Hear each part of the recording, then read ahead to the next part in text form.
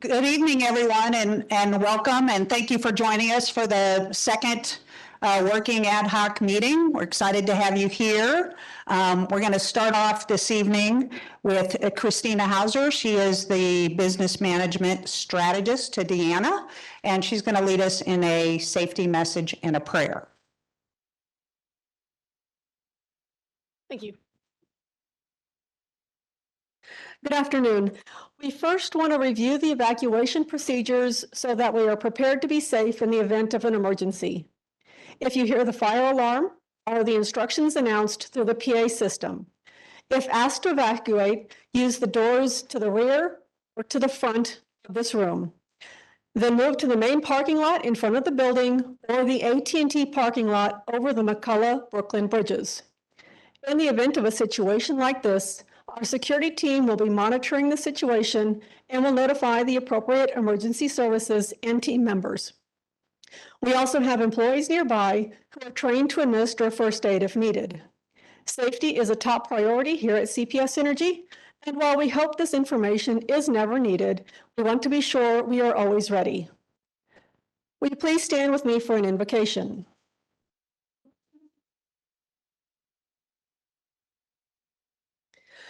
We are thankful for this day that you have given us, for its blessings, its opportunities, its challenges. Thank you for the ability to be involved in useful work and for the honor of bearing important responsibilities. We ask that you guide our thoughts and our actions so that we may have a successful meeting. Help us to accomplish our goals while displaying your character. Help us to do good, to be honest, to serve others, and to fulfill our obligations to our community. We pray these things in your name. Amen.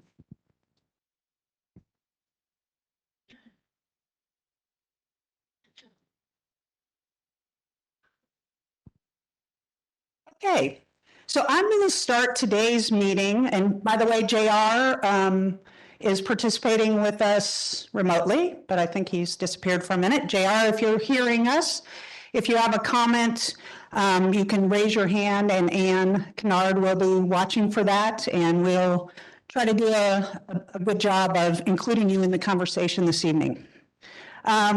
So I'm going to start today by reviewing some of the key takeaways that we heard from the first meeting, just to make sure we're all on the same page and that we heard you correctly. So we'll go through those really quickly, and at the end, I just say, is there anything else that, something that we missed or that you think should be added to that? Obviously, we talked for a long time, so it's the Reader's Digest version of that, if you will. And then Chad Hoopengarner will be giving a presentation today, take about 20 minutes, and then we're going to discuss just in general your overall perceptions of that presentation. And then we have a lot more time to talk today because we're not going to go around the table and do all the introductions again. And so then we'll kind of go slide by slide and take a look at it and see what makes sense, what you understand, what you don't understand, what you'd like to see added to the conversation. So that's how we're going to proceed. So key takeaways from the first meeting. One of the things that was probably the loudest and the clearest was to simplify the message, for working class families, to make sure that we use storytelling and to make sure that the information presented is, just really easy to understand and the most important points are made. Towards that first meeting where we were talking about historically sort of the rate increases and what those look like over time, I think what we heard you guys say is that CPS's rates have been competitive compared to the peer group, and that they have a long-term vision. You can see that there's a long-term vision and that there's a lot of work that's been put into really understanding where the costs in the business lie, what kind of revenue is needed, essentially that they've done their homework and they've looked holistically about how to continue to provide the lowest rates going forward in the state, and that they're committed to controlling costs and really increasing the rates only as much as they have to really ensure continued reliability and state-of-the-art customer service. Towards that end, and in terms of the rate increase, some of the things that you said stood out is that you recognize that the city's growing, and that requires investments in both resources and infrastructure. And that, we talked a little bit about, with all these new customers coming on, don't they pay for the growth? Is it a, sort of a,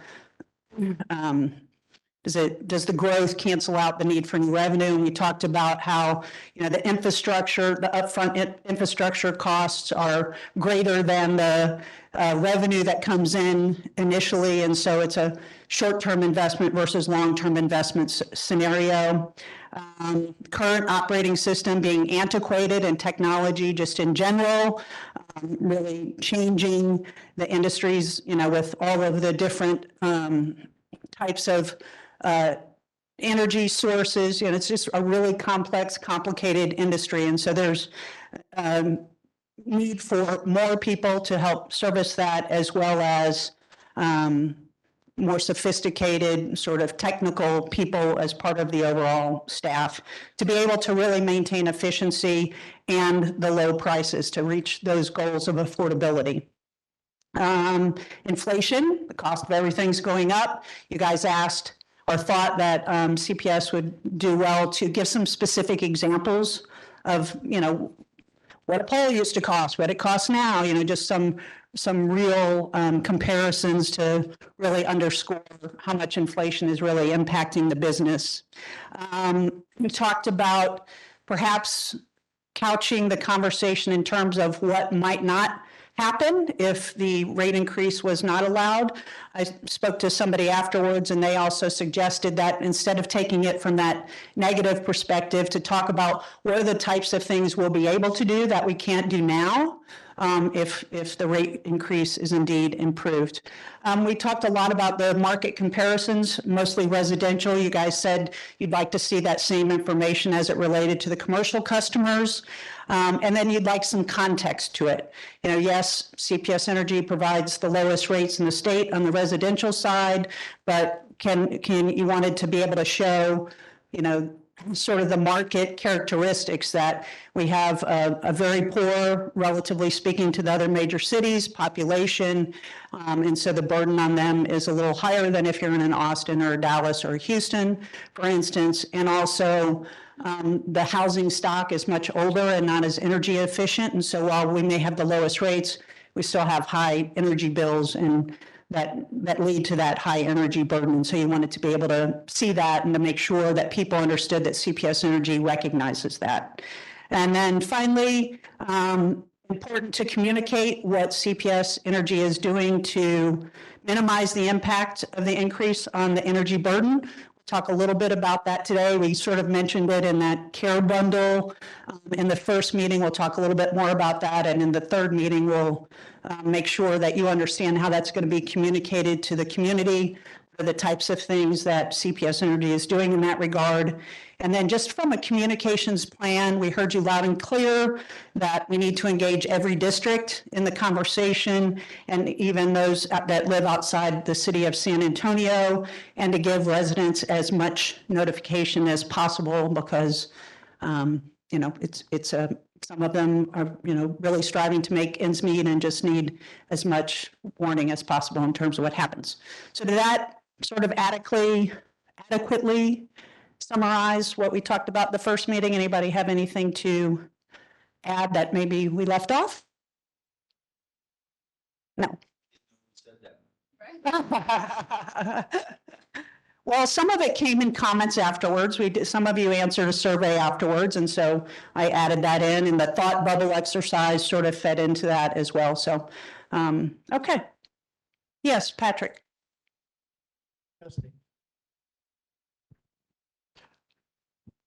I did have one thought about, we're sitting here today after the rate advisory committee did their job. And I believe the secret sauce is in all the calculations that might have been in this, what you sent out in the links. I haven't reviewed all of them, but I think that I wanted to be real clear that our duty here today, and that gentleman at the far end had raised that question at the first meeting, that, what do you want us to do?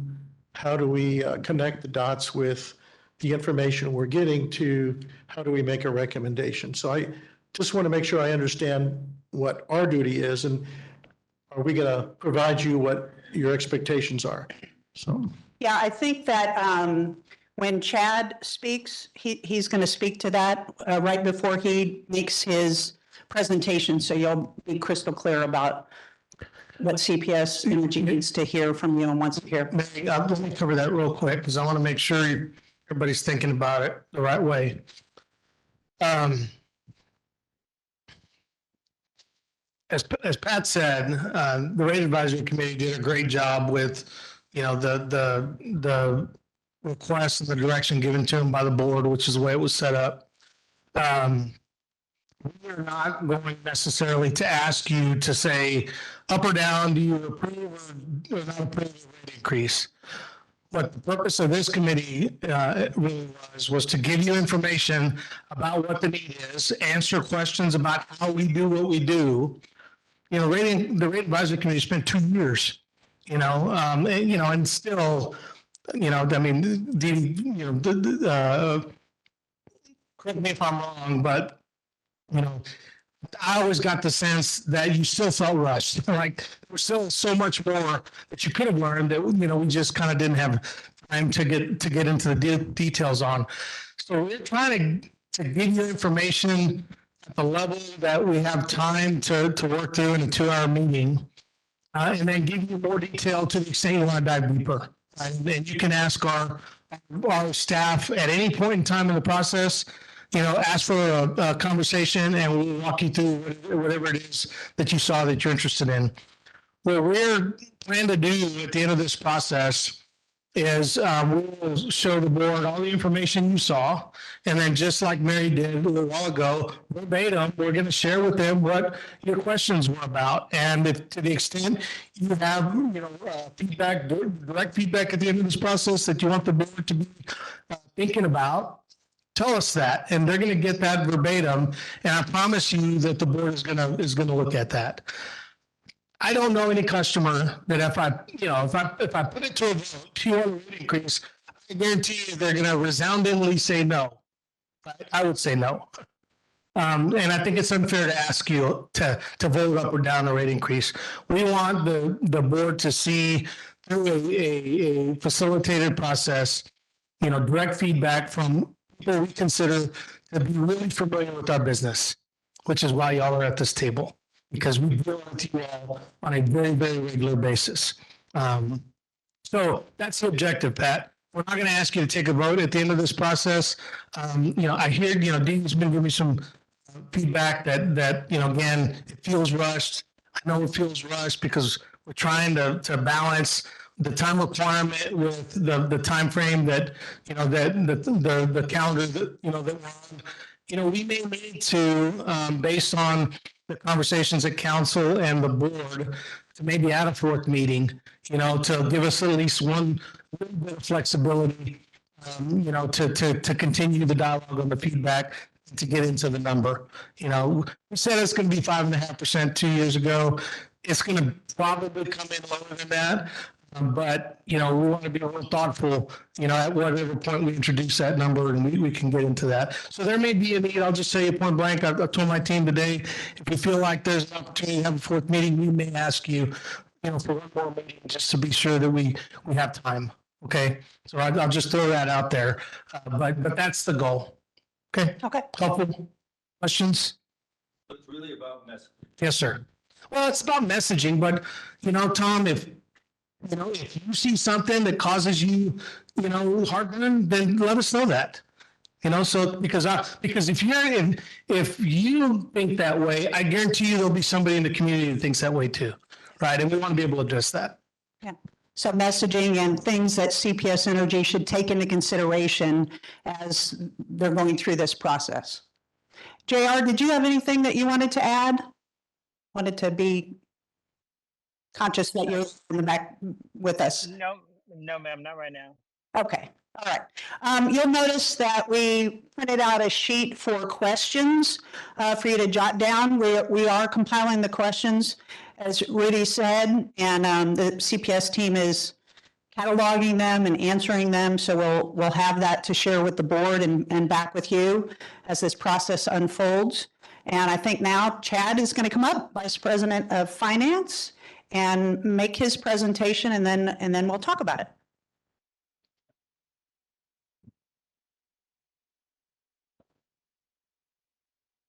Can I borrow this one? Yes, sir. Turned it off. Are we on? Sounds like we're on. All right. Well, good evening, everybody. It's great to be back. It's good to see you again. Just to introduce myself again, my name is Chad Hubengarner. I know I've met many of you many times. I'm responsible for financial planning. I work within our financial services organization. That means I work with Corey Kuczynski and his entire team. I have 3 areas that work within my team, and they're all responsible for a rate case. So I have the rates team, I have the financial planning and analysis team, and I have the budgeting team. Those are all of the elements of, do we need a rate request, and how much, and how would I get it for my customers if I needed one, okay? So that's why I'm here to talk to you today. For the flow of our conversation, this is what I've got as an agenda. I'm going to cover some process stuff around how a cost of service works, what we use the cost of service for. It's an element of the rate setting process. It'll weave into rate design. I'm going to end with our timeline, our loose timeline. I'm trying to be as specific as possible, but things are changing almost on a daily basis right now. And I think Rudy did a really good job of explaining what we're trying to get out of this process. In my mind, it's listening. This is a hard topic for any utility in any city in the world to talk about, because nobody ever wants to pay a higher price for any product that they're purchasing. But I want to make sure that our messages are as clear as possible and that they're not ambiguous and not confusing. Okay, so your feedback is really helpful in this process, I think. Okay, and then one more item. So tonight, what I'm not going to do is share an actual rate request number. I'm not going to share a percentage increase. I'm not going to share the bill impacts. We were hopeful that we would be able to do that. We're just not quite ready. Okay, we're still aligning on some things. I can't share a number and then come back and change it. All right, that would totally destroy credibility. So we're very close. We will be able to share that at hopefully our next meeting, if that's either the next week or 2 weeks out. Okay. And then we'll have plenty of time to talk about it at that point in time. Okay, so the purpose of setting rates, there's kind of 3 elements of how we set rates. The first is a cost of service study, okay? That's an industry term, but essentially what that means is we study the dollars that we spend because we want to understand which customer groups are responsible for creating those dollars, for creating that cost. Okay, so a cost of service study is really an allocation exercise. It's an industry standard way of doing it. There is one way to do a cost of service study. All right, there's not like tons of ways. It's an academic exercise. I actually have a lot of people on my team who are very good at doing cost of service studies. But one of the things we heard from the RAC was that they advised us, hey, you ought to think about having a third party do your cost of service study. And so we did. We had a cost of service study done last year by one of the groups that we worked with as part of the RAC process. They did a very good job. And I was happy just personally that the results of what they showed are similar to the results of what my own team had studied in the past. So that's kind of a good validation. My team knows what they're doing. So that's cost of service. That's it's a backward looking thing. We'll talk a little bit more about that in a minute. Revenue requirements is sort of the second piece. Another way of saying revenue requirements is the funding that we need to run the business. It's like the budget, okay? It sounds funny to say revenue requirements, but if you think about it from our perspective, y'all heard me last week say funding, right? I think of revenue as funding. Well, what funding do we need to cover the cost of providing service to the community? What funding is required? How do we get our funding? We get our funding from revenue from customers. Okay, it's revenue requirements. All right, so that's why that phrase is used. I know it's a little confusing, and we try not to use the industry vernacular, but we fail every day. I'll guarantee that. All right, and then the third part is rate design. Okay, so we take those first two pieces and we say, all right, if I need this amount of funding to run my business, and this is how I allocate those costs to customers, then I design my rates in a way that recovers the cost of the business correctly from different customer groups. Okay, so it's kind of a three-step process there. All right, a little more kind of background context on our operating model, because this really matters when it comes to how we set our prices. We are not Apple, we are not Microsoft. I don't get to set a price in a way that maximizes profit. I used to. One of my first jobs was working at FedEx office, the FedEx Kinko's, right? And I set the price for copies. And my job was to maximize profit for FedEx, all right? That's not my job anymore. I work at a regulated utility. We are a cost-plus provider. So every dollar that is built into our rates is specifically to cover our cost and nothing more. We are a nonprofit company. That's a huge advantage for this community because what it means is our rates end up being lower. All right, our prices are lower than if you were to buy electricity in a deregulated market in Texas where it's offered by for-profit companies. Okay, I think that's an important distinction, and it flows into this next slide. I think you heard us last week talk about the flow of funds. All right, so this is starting to get into the revenue requirements discussion. Revenue, a synonym in Chad's mind, a synonym for revenue is funding. Our bond covenants, the documents that we use that define how we go into the capital markets and get funding for capital programs, they specify how we use the dollars that come in the door. And it's very specific. And we actually don't have a lot of flexibility with this. I mean, we define the budget, but we have to spend the dollars in this order. The first is operating expenses. Okay, so I get $1 in the door. The first thing I do is I cover the cost of pens and papers and lights and computers and things like that, right? Those are operating expenses, operating plants, the fuel for my power plant. That's all operating expenses. The next thing I cover is capital related costs. And the first category of that is debt service costs. Okay, that's interest on bonds that I've issued in the past to fund capital investments. Okay, so I cover my operating expenses, then I cover my debt service coverage. Then I put a certain amount in a piggy bank. Okay, that piggy bank is called the repair and replace account. It's a savings account, all right? And it's cash money that we use for capital investments either now or into the future. All right. And on average, across time, the right amount of cash to take out of our top line revenue and save for capital investment is about 6%. All right. So the flow of funds mandates, okay, now you take 6% out and put that in your piggy bank. The next thing we do is pay city payment. Okay, so a lot of people may think, oh, you pay city payment first. We do not pay city payment first. We have to cover all of these other costs. And then if we have enough money, we pay city payment. Okay. After we pay city payment, anything that we have additionally goes back into or also goes into that piggy bank. Some years there isn't any additional. Some years there is additional. This goes back to the slide that Corey showed you last week that had the capital plan by year, right? And there was kind of an ebb and flow to when it came up and when it went down. In those periods where we have to make higher investments, you're going to see more additional capital funding going into our piggy bank. Okay. All right. So that's how the flow of funds works and why it is important to us. All right. This is a short version of a slide we shared last week. This is budgeting process. And the main message here is there's two pieces. When we decide, do we need a rate increase? First, we do part A, which is a revenue forecast. Okay, that's the P times Q. That's the price times quantity. We do a forecast. How many things are we going to sell and at what price? And how much revenue am I going to get? Let's say in this example, it's $3.5 billion. Then we build a budget, what we also call revenue requirements or a funding requirement, right? Let's say in this instance, it's $3.6 billion. Obviously, those two numbers aren't the same.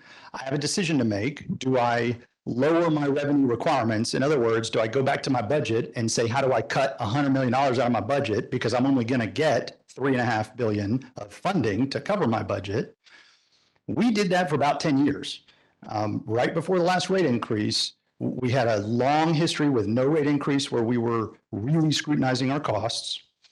If that doesn't work, and this is sort of where we are in our life cycle right now, then I have to increase my revenue.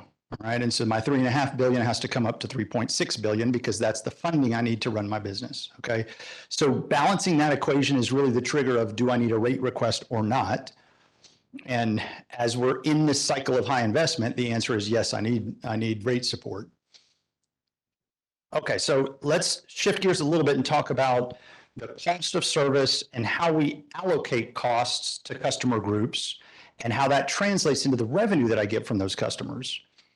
To understand this part of the conversation, we've got to give you a little bit of context on who our customers are, okay? So this slide, very basic, 90% of our customers, if I think about the quantity of customers, 90% of them are residential customers. 10% are commercial customers. So I send 10 bills out to commercial customers. I send 90 bills out to residential customers, okay? But that's just the quantity of customers. In terms of the cost of running the business, it's about 50-50, okay? About half the cost, a little bit more, or maybe a little bit less, I can't remember. It's roughly 50-50. The cost of running my business is commercial related and the other half is residential related, okay? What that means is revenue that I get from those two populations of customers is roughly equal. It's not exactly equal. I'm going to show you on the next couple of slides, but it's roughly equal. Okay. I think that's important. That relationship between 90-10, when I think about the quantity of customers versus the cost to support the business and the revenue that I get to cover those costs.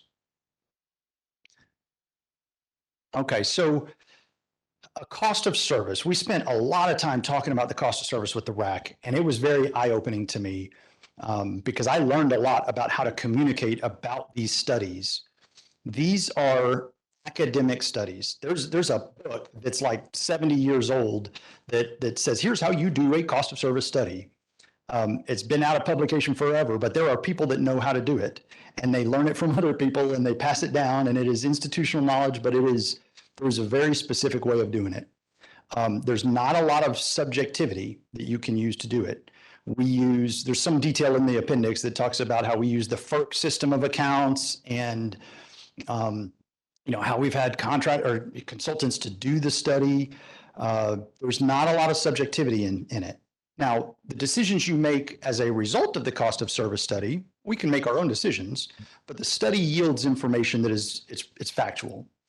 All right, it's backwards looking. And so this is an important distinction. A lot of people will say, and I think I saw an email about this earlier today with this question, that a lot of people will say, well, you need a rate increase because of your cost of service study. Well, no, our cost of service study is backward looking. We take a year and we normalize everything about that year, the weather, everything about the year is normalized. And then it's the utilization patterns of our customers are scrutinized and studied so that we can take all of the costs that we spent that year and allocate them to customers based on how they used our system. Okay, so it's a backward-looking study, but it yields an understanding of our customers contributing correctly to the costs that they are responsible for driving into our business. All right. I think that's mainly what you need to know about a cost of service study. All right, here's the results of a cost of service study. I'm going to show you two slides, one for residential, one for commercial. Top line is the cost of serving in this test year. We use this thing called a test year, right? And that's this normalized year of costs that we do this study on. In the test year, our entire residential customer group, 90% of our customers that is responsible for about half of our revenue, the cost of serving them was $1.33 billion. They used 9.9 billion kilowatt hours. Kilowatt hours, you got kilowatt hours, megawatt hours, gigawatt hours, terawatt hours. That's 9.9 terawatt hours. That's a lot of electricity. If you divide one into the other, the average cost per kilowatt hour for our residential customers was 13.4 cents. Okay, but in that same study, in that same test year study, the revenue that we got from that group was 1.24 billion. So it's a little less than the total cost of serving that customer group, pretty close. But if you do the math, you can see, well, they actually paid an average of 12.5 cents. So the residential customers actually end up paying a little bit less than the cost of serving them. Not a lot less, but a little bit less. The commercial side of the business is the opposite story, not by a lot, but by a little. Their cost to serve during this period was 1.22 billion. They used 12.1 terawatt hours, which is the same as 12.1 billion kilowatt hours. And their average cost of those kilowatt hours, the average cost, not their average price, was 10.1 cents. What they actually paid was 1.32 billion, which is an average price of 10.9 cents. So they actually paid a little bit more than their cost of serving them. So let's talk about what this is, what this means, and how we feel about it. All right, let's use an example. So I was thinking about this today. I was trying to come up with an easy way of describing this.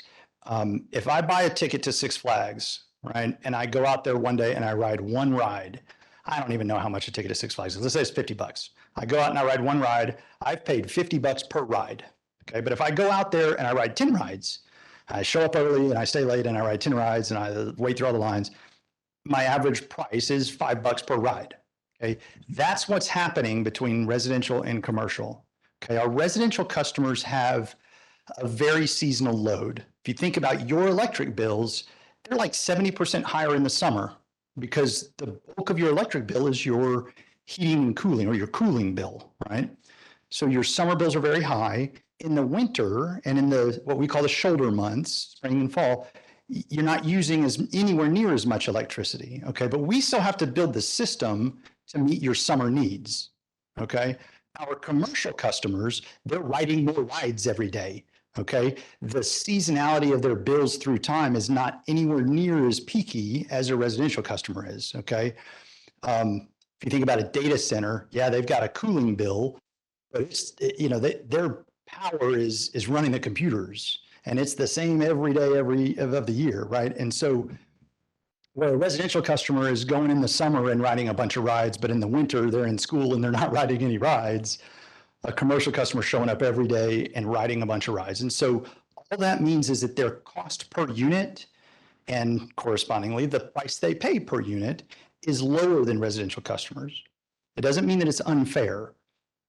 Now, I want to address the other element of this equation, and that's that on the residential side, they're paying less than the cost per unit and commercial customers paying more than the cost per unit.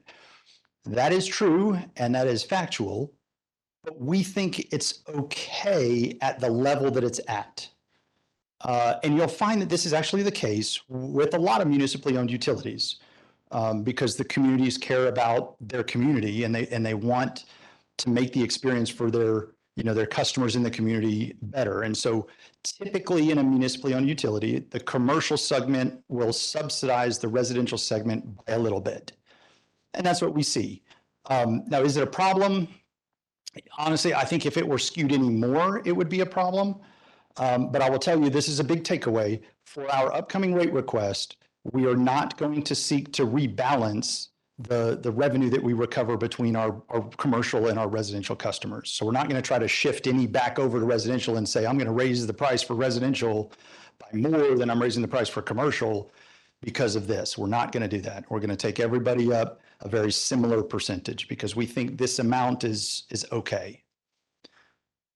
Okay. So let's see, I've got a few more slides. I'm actually going to jump to one at the very end here for a minute, and then I'll come back because this one has to do with the cost of serving customers. So this was a question that I know we heard last week, and then I heard somebody was making phone calls today asking questions too, and I think it's a great question. It was a great question. Does growth pay for itself? Said another way, does growth drive a rate increase? And the answer, Corey loves it when I say this, it depends. There's two kinds of growth, okay? There's growth of I'm extending service. I've got a new residential subdivision I'm building, or I've got a new commercial development that I'm building, and I'm extending service. That growth is absolutely paid for by itself, okay? So you have a residential builder or a commercial developer. They pay what we call kayak, but that's a contribution to the construction of those facilities. Then you have a customer that shows up and pays a power bill once the home is done or the building is done. That growth pays for itself. And Corey talked about this last week, there's an organic revenue growth over time. That's what this part is. And so that growth does pay for itself, and that's not built into a rate request. The other kind of growth is on the left-hand side. This is what I would just call general growth. Okay, so the community is growing and expanding. They're using more electricity for new technologies. It's hard to pinpoint exactly who's responsible for driving the need, for investment in facilities. It's substations, it's poles, it's wires, it's more generating capacity.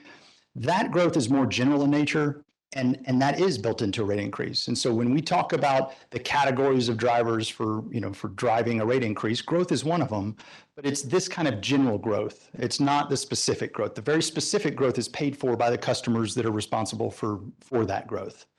Okay. All right, so let me back up then to, okay. Now, my hope, and the team really challenged us, my hope is that I kept this at a really high level. I have a bad problem of jumping too much into the weeds sometimes, but if you want to go into more weeds, there's a lot of stuff here. So you could just click on these and review it till your heart's content and come back and ask us questions. All right, and then I'll end my presentation by talking a little bit about the timeline today. So this is our timeline for the next couple of months. We removed the one reason why you didn't get this until late yesterday was because we were trying to figure out if I could include the dates or not. And we decided at the last minute to remove a bunch of the dates because they're just not final yet. But let me give you a feel for kind of what's going to happen. So obviously today's the 19th. The next bubble on the community input working group is the 26th. And I don't know so that's meeting number 3. I don't know if we're going to have 3 meetings or 4 meetings. And if we only have 3 meetings, is it going to be next week or the week after? But I believe we will be able to share the exact number of a rate request, the percentage and the bill impacts by meeting 3. Okay, that's my hope. I'm crossing my fingers. After that, we have a board meeting at the end of October. We don't think that we will extensively address the rate request. That's not going to be like our recommendation to our board with here's the numbers. That'll come maybe another week later, kind of early November timeframe. That's going to line up with when we go to council to talk about a rate request. That date on the 16th, that's a little bit off. That should probably be further to the right, so ignore that. Then we got another board meeting halfway through November that we'll talk about it. We go to Thanksgiving, and then I think right after Thanksgiving is when the approval votes happen. So if the timeline sort of kind of stays where it is today, then that's the early December timeframe. But what that means is we got to come back here pretty quick and give you some specific numbers to help us figure out how to talk about, if that makes sense. Okay. So those are the slides that I had for you today. I will hand it back over to Mary, and then we'll do questions, I guess. Chad, I'm sorry, real quick. Can you just make sure they know that we did there's some slides in the appendix, right? Oh, yeah, absolutely. Yeah. Can you just speak to that real quick? Yep, great. Okay. Yeah, I think I did see a question on this one today too. So the net effect of does residential pay a little bit less than their cost of service and does commercial pay a little bit more than their cost of service? We can measure that a couple of different ways. This is basically an index. Okay, so it's saying that the residential classes, we call them classes, RE, RA, residential electric, residential all electric. That's folks that don't have gas, they have an electric heater. Those price points are very, very, very, very similar, and that's why their cost to service, their recovery is very similar. That's saying that they recover 93% of their cost to serve. Okay, so the 13.4 and 12.9 or whatever those numbers were, right? It's about 93% of their cost to serve. All the other classes are the commercial classes. Okay, and so, and I can't even remember what PL stands for, but lighting service, and then large lighting, extra large lighting, and super large lighting and power. That's just our small and medium business is PL, and then commercial and larger commercial is sort of through the end. And that's why those are all over 1. Another way to read that is PL, our small and medium business, they're contributing 109% of their cost to serve. Okay. I think that was the only comparison slide we had. This was one y'all asked for last week. We had the residential bill comparisons, and you asked, hey, how's that compare? How's that stack up with commercial? Commercial, it's harder to do a bill comparison because the variances across all the different types of commercial customers are so big, right? Some have tiny bills, some have huge bills. But the right way to do it is to compare the effective price that they pay. And so that's what this slide does. Our small business customers are paying about 11.7 cents. And then you see the other markets here in Texas. And it's a couple of different usage levels. These are our really big customers. And so this is actually kind of a new trend. We've been pretty high relative to everyone else. But as we saw fuel prices increase over the last year and a half, our relative pricing has improved because all the other markets are raising their prices for everybody. But anyway, this says we stack up pretty well on the commercial side too, just not quite as well as we do on the residential side. That actually fits when you think about how we do the cost recovery between the two, big groups of customers.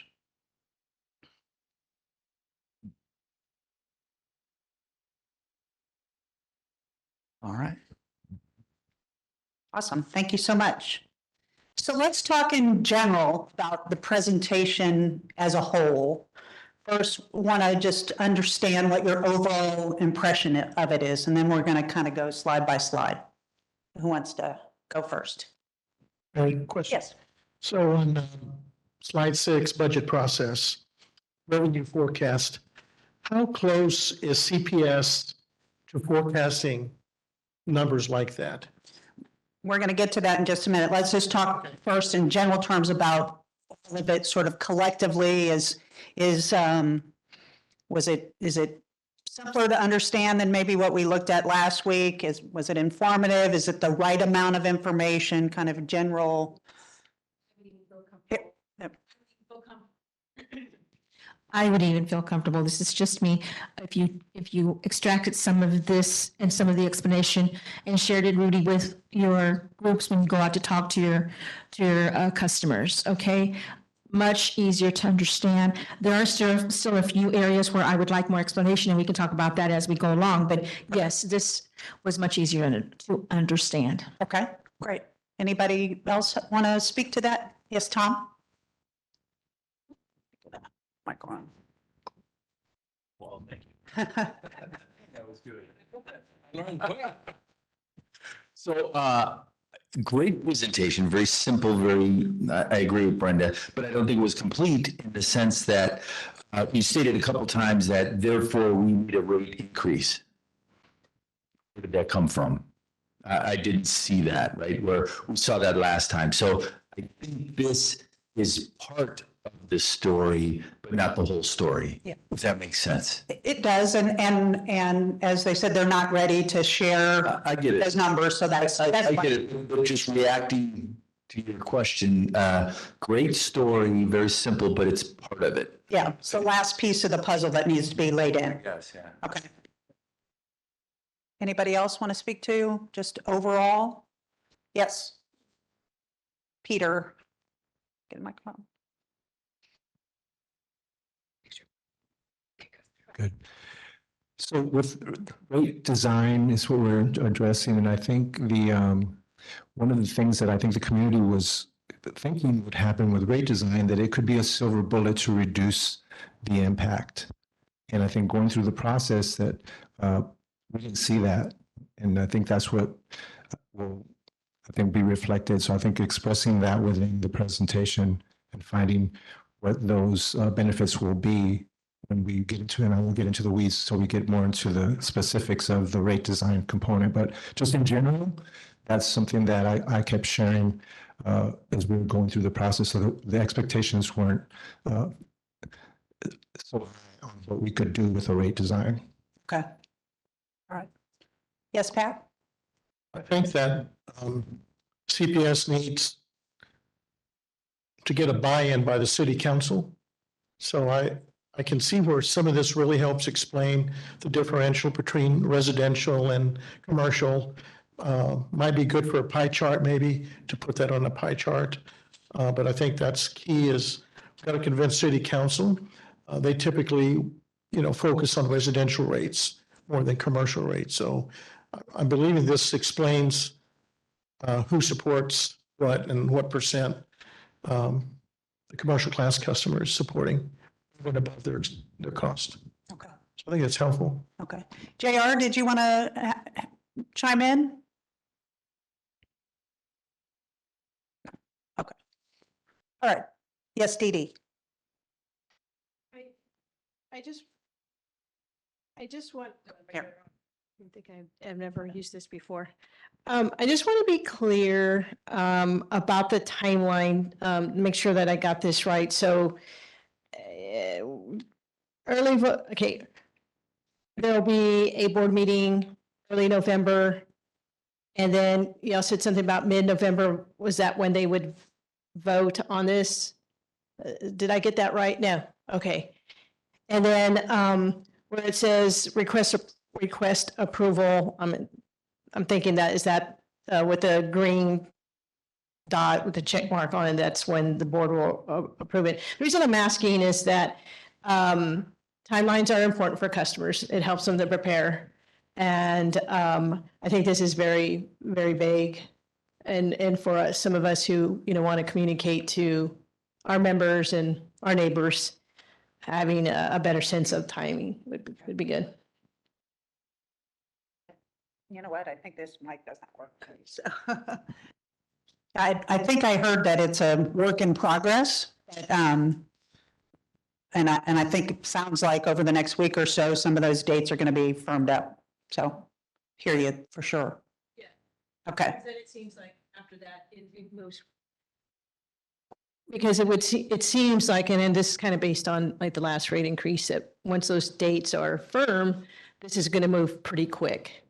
And, a few months is very, very quick, especially like during the holiday season. And I think you were the one who said last week to make sure that we give customers as much notice as possible. So I think, yes. He's ready now. Oh, okay. JR, yes. Sorry, I got stuck in another menu and I couldn't get back to unmute myself. That's okay. No, I kind of go back to what I said last time. I think being able to show the increases and all the expenses that you're having to deal with makes this a little bit more real, because we know that everything is costing more, and just trying to translate that to what that means for the biggest expenses that CPS is faced with, and how much they've gone up over historically, what they've got charged, whatever they've cost before in years past. Okay. Yes, Anarqua? Yes, so my question is, what I heard from earlier was that there will be no process for rate reform in this rate hike. Is that correct? Between the classes, between residential and commercial customers? I'm gonna let CPS speak to that. Yeah, that's correct. Our plan at this point is there's not going to be rebalancing between residential and commercial, and there's not going to be any adjustments to the design itself. So the fixed cost of the bill versus the variable cost of the bill, we're not going to change that. That's got to be enabled by the technology enhancements that, come along with our ERP system. So things like time of use rates, other, rate structures that will help adjust bills. That's going to be later in the future. And I have a follow-up. And so you explained that as being somewhat fair. And so I guess just for asking, so to serve 90% of customers, which is 827,000, that's 1.3 billion, 1.33, and to serve just 10% is 1.32.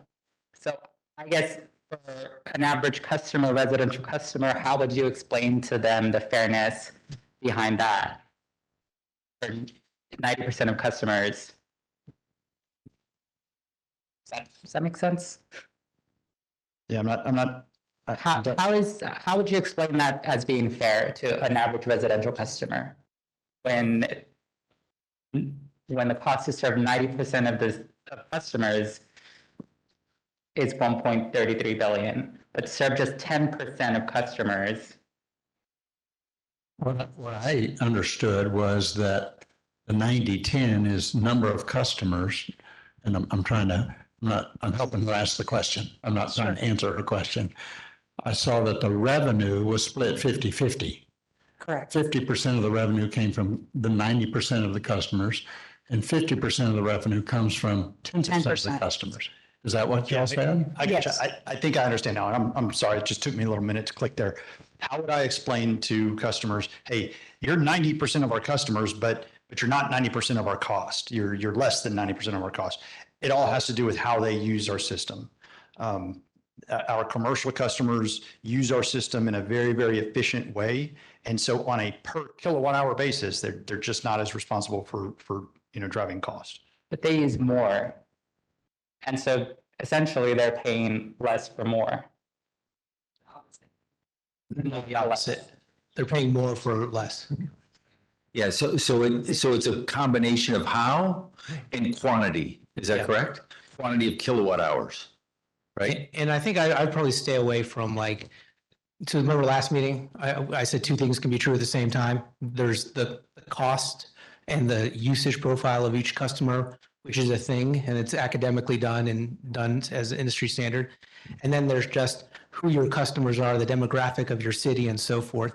And they stand alone as separate issues. And as we go through a process, it's the reconciliation that I hear that we need to work on and bridge the gap. But as Chad's discussing, he's merely sharing the academic and kind of industry standard way of how the allocation of cost is driven by how you use our system. And that's really it. It's just based on how you use the system. I don't know if that helps, Tom.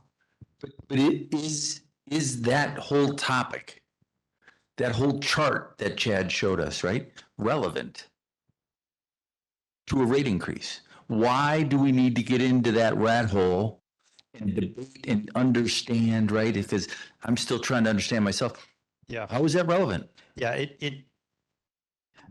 it's a good question. It is relevant because when we do a rate increase, we want to also make sure to the extent possible that customers are covering their costs so that they're responsible for. And so to the extent that certain types of customers are responsible for creating more cost or less cost, then when we do a rate increase, we want to apply it accordingly. So, for example, we could come in and say, hey, we're going to do this rate increase. And because we've studied and we've said, we've seen that our residential customers are not fully covering their costs, we need this total rate increase. And we're going to get more of that revenue from residential customers and less of that revenue from commercial customers.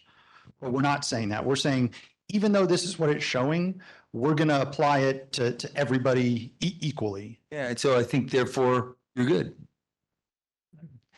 Pat, you wanted to? Yes, if I can add something. Many years ago, I got an explanation from our energy guru at the San Antonio Manufacturers Association, Howard Rogers. And the way he explained it made sense, and it might help Anaqua a little bit understanding the thought process here. So you have a community of homes, 2,000 homes, and now you're going to deliver electric and natural gas to each one of those homes, but you have to do it in such a small portion that the cost to deliver the amount of energy that they need for each home is more expensive than if a complex like a mall or a large office building or Toyota is an example. The cost to deliver energy to these facilities costs less because you're bringing it in a big pipe or a big way, and the cost of service is less. But it's not less when you deliver to a community of 2,000 homes or 1,000 homes. It's different. So that's called distribution. So I suspect that Corey and Chad are trying to maybe to explain that it's in the delivery cost. And until you think about it in terms like that, I mean, I didn't understand it till it was explained to me like that. So it just jarred my memory, and I hope that helps. Does that help? Yes. But indeed, that helps. And that's interesting to understand in terms of how my bill is this much versus this much, right? But we're talking about rates. We're not talking about cost. We're talking about a rate increase. So today my bill, because I'm in that inefficient space, right, costs this much. When we rate increase, it's going to cost this much. But if I'm in that efficient area, my bill is only this much, and with the rate increase, it's going to cost this much. I moved my fingers for those in the back. So from a rate increase perspective, so what? What you're saying, Tom, should we even introduce this concept when we're presenting it to the community? Is that the question you're asking? I'd say no. That's my. I know. No. I know I've heard CPS speak to this before in that it's not so much the residential customers who are asking this question, it's more a question that the business community is asking. So, and I don't know if that's. So that's kid gloves for the 10%, right? I agree the business customer is going to need some hand holding because they're 50% of your revenue, right? 10%. Kid gloves, take them out to lunch and explain that to them. I get that. But we're talking about the 90%, I think, mostly, right? In terms of the volume of feedback that CPS gets, is that 90%. I don't know. Chad, can you speak to why the residential class doesn't recover, or you don't recover from that group? And is it tied to the demand charge that the business class has versus the variable? And when you consider the fixed in the residential, would that make a difference? It's all about the price point that we set for each of them. So, you know, I'm not sure your mic is working. Yeah. Yes. Just have to hold it closer. Sorry. It's just about the price decision that we make. So yeah, we could adjust the structure so that the fixed versus variable charges on the bill are different. But I could get more revenue from my residential customers just by raising the current charges that they have.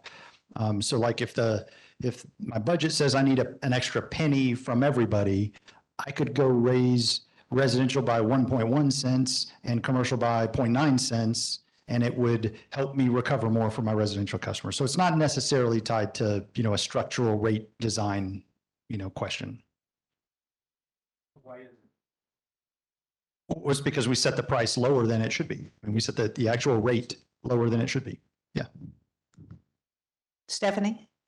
Well, I want to get clarification because I think I agree with you, Tom. So if what I understand you saying is residential customers don't care what their neighbor's paying or who's paying what. They care about what they're going to pay, the change in what they're going to pay, which is why you're saying what's the need in, presenting all this information. At the end of the day, they just want to know how their bill is going to change and what that's going to be used for. Mm-hmm. Am I on the same page? Yes and no. Yes, I think some residential customers do care what their neighbor pays versus them, right? I guess my point is they're not going to compare themselves to the data center, right? They're not going to look at USAA and say, wow, look at USAA's bill versus mine, right? They don't care. They can't, right? I don't think anybody could. But I think if they do compare to their neighbor, right? If Sam's bill is 50 and mine is 48, right? Tomorrow, after the rate increase, Sam's bill will be 51, mine will be 49, right? Kind of the same thing in terms of relative comparison. And that's why I think this whole notion of cost of service relative recovery is more confusing than it's worth. That's my only point. Does that help, Stephanie? So is it the kind of thing that there's a message for city council when CPS Energy goes before city council and shows that they've done their homework and that they know what this is versus when they go out into the community and what they say in the community? I can't comment. I was just going to say that what we're trying to do is communicate a change that's coming. What we were just talking about, how things are allocated are going to change. What is going to change is the percentage increase for everybody across the board. So getting into this is interesting for another conversation about how we decide to subsidize residential users or not. But as far as a communication on what's about to come up, it's entirely about the percentage increase because it's going to be the same no matter what's going on over here. Is that right? And I agree. So that we need time, like GD said, to prepare them. So I have a general question. Is the percentage amount and or city council's schedule to approve or not approve, will that determine when the rate increase will our customers will see it, or is that already set in stone? Do you know, Rudy, when we're going to go ahead and say, okay, absolutely March 30th, the increase will go into place? No, so to Chad's point earlier, the timeline is still being fleshed out, and Okay. the city council will help Okay. set the dates for them.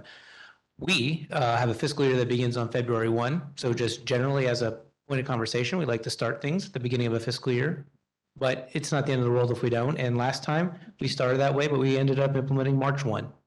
Okay. So anyways, that's for context, but that's the idea. And then to expand on what you said, so you are correct. I think that the average residential customer is who I speak with when I talk about this.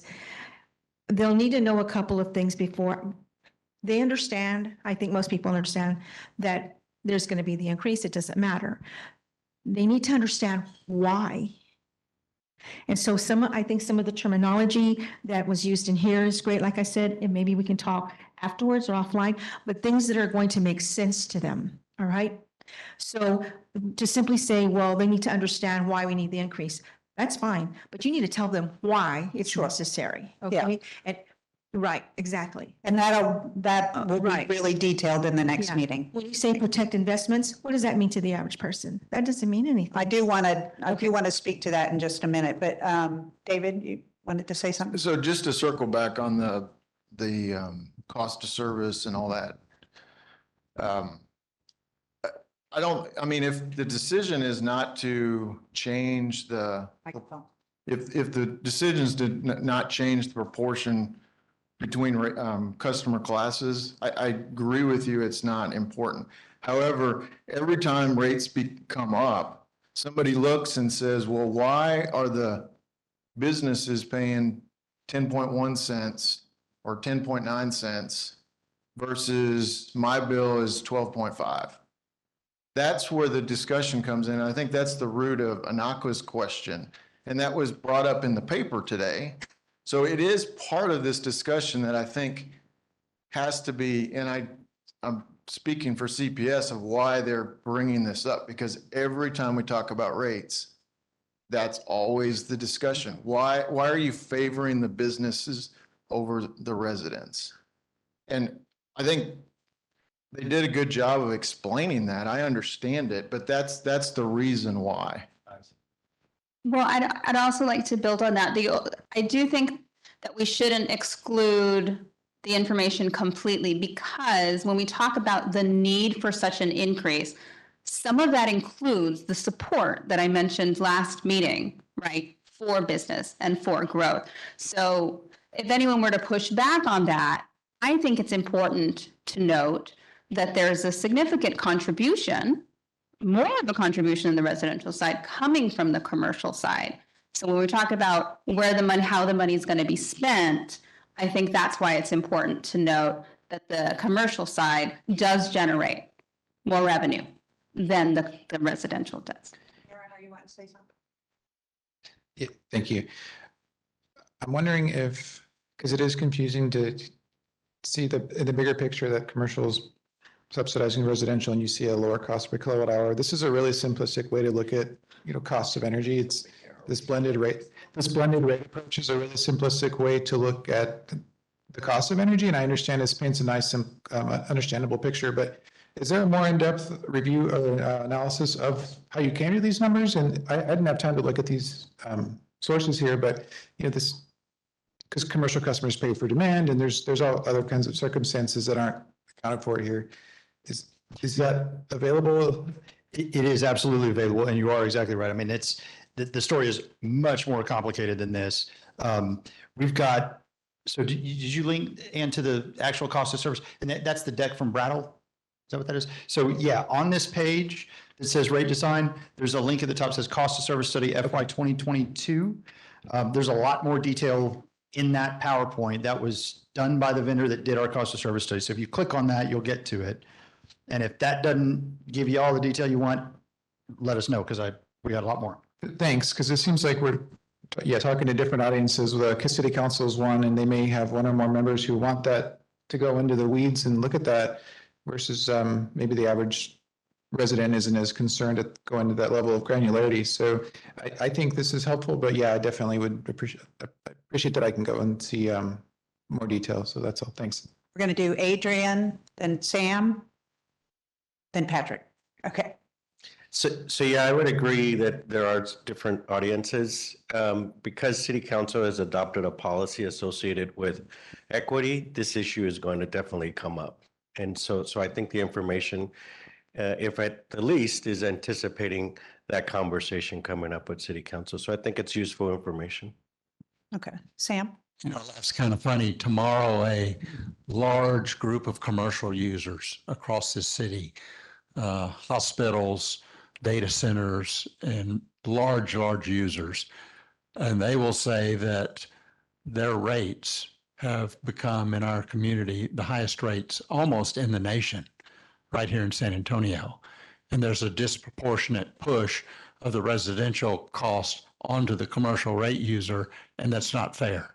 So I think you're going to have both sides. They're all going to have their arguments, but their argument would be, what if you're a business and you come in here and you create 5,000 jobs and you create 5,000 homes? Look at the real revenue created by the commercial business. And so they're going to have a totally another perspective on the value and the revenue they generate and the cost of service versus the cost of a house. So I'm just saying there is another perspective. It's growing out there. The commercial users are saying it's not sustainable. And there's some businesses saying that they will not continue to invest in this community if their rates continue to grow exponentially higher. Mm-hmm. So I'm just telling, there's another perspective out there. It's kind of, life is funny. I think that's a good point. The slide that showed the relative cost per kilowatt hour compared to other cities, would that information help dispel that? Because in fact, San Antonio's second, third on the list in terms of cost per kilowatt hour, no matter which commercial customer it is. And part of it's I think is. The meeting is here tomorrow. Okay. Okay. I had promised Patrick he could speak, and then we'll go back to. I was just gonna, do they have to advertise this issue when trying to get the rate increase passed? Because do we need to talk about this subject, or does, like what Dave was saying, when people see it, if you see the rates, yeah, you start to ask questions because you're not used to seeing them. But if you're just saying, hey, this is a 1% rate increase across the board, nothing else changes, it keeps that conversation simple still. But still, we can have this conversation separately. I don't know. I didn't know if that has to be shown really clearly in the public, that what the commercial rate is, what the residential rate is, or if we're just talking about a 1% rate increase, that's it, and keeping it simple in that way. And then I was just going to follow up that from a branding perspective, or how you kind of want to represent this, but I don't think there's ever been a better time in recent history to ask for a rate increase. Everyone sees it every day. So we want to try to make it relatable. What were you paying for eggs last year, and what are you paying for eggs this year? Well, you're paying 50% more. We're asking for 1%. So I think there's a way to have that conversation. And I think we were talking about it last week with adjustment versus rate increase. I do think in that sense, it makes a lot of sense to say, hey, we're adjusting to keep up with costs just like any other businesses. And I think people see that today more than they would have a year ago. So, yeah. So do you want me to, sorry. Maybe in preparation for tomorrow's meeting that Sam mentioned, and maybe for this group, thought about this at meeting one, but I didn't put it out there, but you've done comparisons of the different rate structures on the commercial side for electric. I don't know if you did it for gas, you did it for electric. But But I think it might be wise to do comparisons of the cities that we compete with to bring industry to San Antonio. Because really, I'm sitting here, I don't know how we compare to other cities where, you show Austin and Houston and Dallas, okay. And San Antonio looks like it's the lowest in a couple of categories, but not in all categories. But I think it'd be a good idea because tomorrow if somebody says, hey, you're the highest in the whole country, heard that from Sam, maybe that's what he heard in the grapevine. I would compare what our rates are to those other cities. And, we're the 7th largest city. So the first to the 6th largest city and maybe 8, 9, 10th, I think it would be wise to do that because I'm sitting here, I don't know how we compare to the country. Okay. And if I'm going to get ready for a meeting with the general class customers tomorrow, I would certainly want to know where I stand. Okay. Anyway, that's my 2 cents. Okay. JR, did you have something to add? Okay. Yes, Anaqua? Yes, hey y'all. So I think I heard this also at the last meeting. Business community developers, they're our friends and they bring growth and prosperity to the city. I think at best we could call the relationship between the business community and the rest of the community, we could call that frenemies, I think. Sam, you're talking about 2,000 jobs coming, let's talk about what the average pay is in San Antonio and the disparities that exist between cis white men and Black and brown people in San Antonio. And so when we talk about the business community being this beacon, if you want to use scare tactics, if that's going to happen tomorrow and they're going to come and say, if you're going to raise our rates, if we're going to have to subsidize, we'll go somewhere else. I say then go. I think it's time that the city grows a backbone. Let's look at what happened with paid sick leave. What did the business community do to paid sick leave along with the mayor? This was a charter amendment that was voted by thousands and thousands of people. It passed unanimously. And then in backroom deals, the business community and some of city council decapitated paid sick leave. And so when we talk about other cities and how we compare to them, I think that we have to have a reckoning among ourselves, especially our city council. What will they do to stick up for the average San Antonio resident that is living in poverty? That even if it's a couple of dollars more a month, that still can be make or break for them.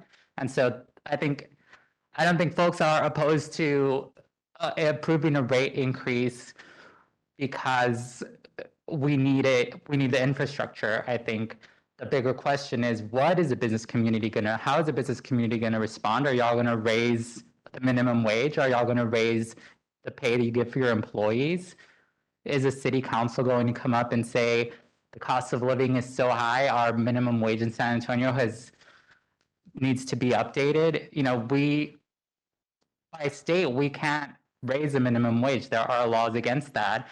We have laws in place that don't even let workers take water breaks. And so I think this is a philosophical and the moral question is, what is the city council going to do and what is the business community going to do in response to the cost of living? Because we have a minimum wage that's $7.25 and hasn't gone up from there. There are people still earning that right now. I know people that earn that money, $7.25 an hour. And so really my heart is with them on how these rate increases will affect them. Okay.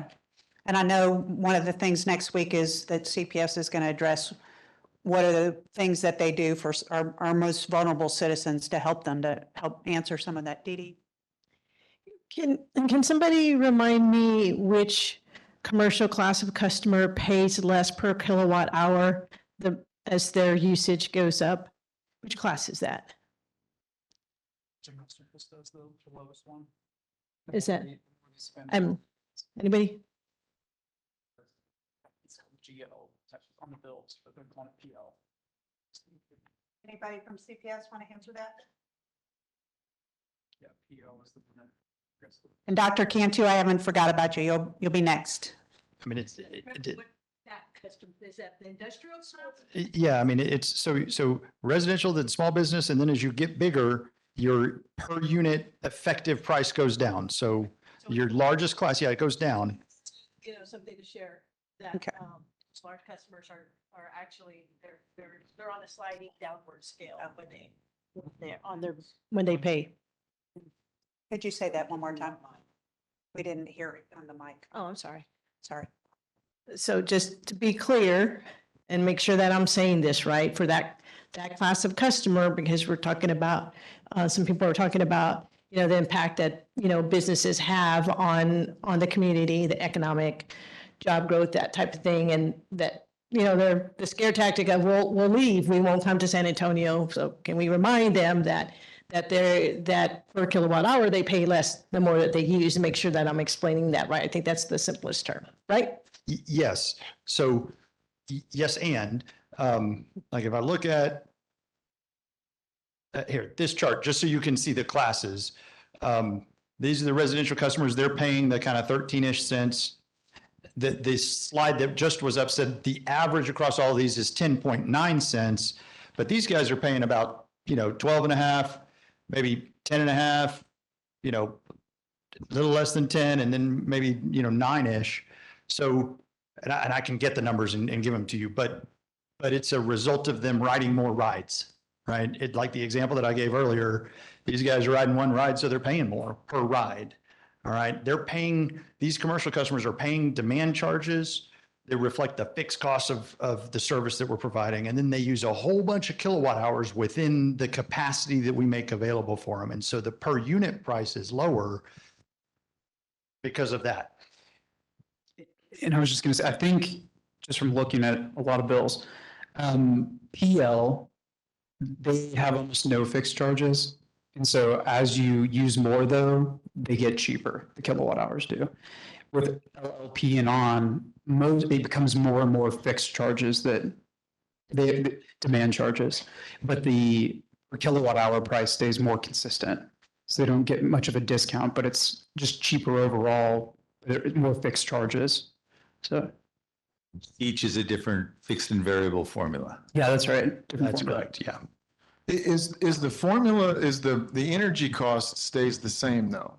Well, like the fuel cost, right? The fuel cost is identical. So the actual fuel cost that every customer pays is identical, whether they're small or large. And that's the key thing, is that the customer that's using more is paying the same proportion of fuel costs, the same variable costs as the small customer.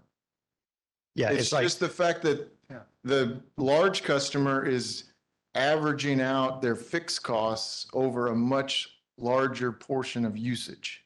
Yeah. So if I go to Six Flags and I pay $50 and I ride once, but I buy a bottle of water, I'm going to pay, I don't know, $10 for the bottle of water. Right? So somebody who goes and rides 10 rides, they're going to pay the same price for the bottle of water. Right. I mean, it's a variable cost. So for those residents who are going to go to the meetings, Rudy, and those of you who are going to join him, and we're going to try to do the big sell and have them buy in, is a whole different group than we're talking about. I know exactly what she's saying, that it wouldn't matter how many times we try to explain this and use user-friendly terms, wouldn't make a difference, because we have a larger class of residents who don't get a cost of living raise every year, who don't see any positive future with having 5,000 more homes built in any area outside of town. It doesn't matter. Other data centers coming in. There's no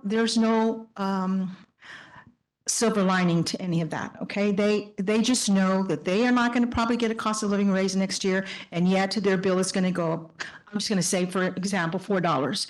$4 times 12 is impactful. Okay, so I too am sensitive to those residents in San Antonio. So you have to consider those two, not the ones who are going to go to the meetings and are going to listen intently to Rudy, and we're going to say, okay, well, if we must, let's go ahead and do a 3.25 or whatever percentage. I don't know what it's going to be. but we also have to consider those who are not. So although it's not CPS's responsibility to go to the city council and say, well, maybe let's consider something a little less, or the board, a little less, because of those people who know they're not going to get a cost of living raise, but yet their rate increase is going to occur. I think we need to be sensitive to that. Patrick? Well, I was thinking, it really isn't that important to, I mean, but I was just thinking, instead of rides, it's just as simple as 100 houses to every one business, roughly, or sorry, 10 houses to every one business. So you've got 10 meters, 10, you got to go out and visit 10 houses. You've got to get lines out to 10 houses versus just one. So it's just, anyways. But I was just thinking that I don't know if there's going to be any new or additional programs for bill pay assistance, because I think saying, hey, we're going to raise the rates, but also along with that, we understand that some people are going to be struggling. So these programs we have already are also going to get additional funding to help the people that need it the most. Yeah, I do think that's something that they are trying to calculate into the rate plan, and then next week they'll speak to that specifically. Dr. Cantu? Yes, Dr. Cantu. Yes, thank you. I'm sorry that I joined in late. Are you able to hear me okay? I'm on a phone.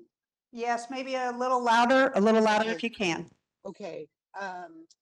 Yeah, just wanted to, couple of comments. One is I don't know who it was that said that this is not CPS's responsibility, but I would say that in some ways that it is, but CPS is a public utility company. And because of that, and I think CPS has been doing a great job in understanding their role as a public utility company. So I would say, yes, there is some responsibility there. And my comment, I put in a request for a comment before Anakwa was making her comment. And I too feel that it's important certainly to have a thriving business community, and I understand why what has been talked about in the business community subsidizing many of the residential, but the issue is the pay of many of the businesses in San Antonio are minimum wage or just above minimum wage, as Anakwa was saying. And I think we just need to be conscious of that, sensitive to that, and understand that San Antonio is attracting businesses because of many things that are very friendly to them. One is this minimum wage in Texas at $7.25. So those are my comments. As I said, I totally agree with what Anaka was saying, as well as comments after that. Okay. So thank you. Thank you. Thank you. And I'm sorry it took a while to get to you. We got a robust discussion going on here. Okay, I want to go, I see your hand, Patrick. Let's move forward on the slide by slide, and then whatever your comment is as we go to a slide, you want to say something now? Well, it's related to Dr. Cantu's comments. Okay. And Brenda's comments. So at the last SAWS Rate Advisory Committee, which I served on, we talked about, the term was below poverty level, whatever that dollar amount was. Mhm. And so SAWS was collaborating with CPS to kind of mirror. So if SAWS is doing the below poverty level and has a program and a software system, or they're affecting it, to figure out which customers fall below poverty level are the ones that will need the biggest help. Right. Okay. And I mentioned that at the last meeting. So I'm bringing it out again because there is as far as I was told at that rate advisory meeting, that there is collaboration going on. So it might be important for this group and to ask CPS to discuss that at a more detailed level, because I think that's what I'm hearing everybody here is, how are you going to help those residents that can't pay? The bills are going to go up. They're not getting a pay increase. Right. How do we help them? But I think it starts with poverty level question, dollar amount, and then from there, the program gets developed even in more granular. Sure. So anyway. I have one more comment just based on that too. And it's not just people that live below the poverty level. There are many, many people in San Antonio that live paycheck to paycheck and are not technically, because of the amount they make, considered at the poverty level, but they are living paycheck to paycheck.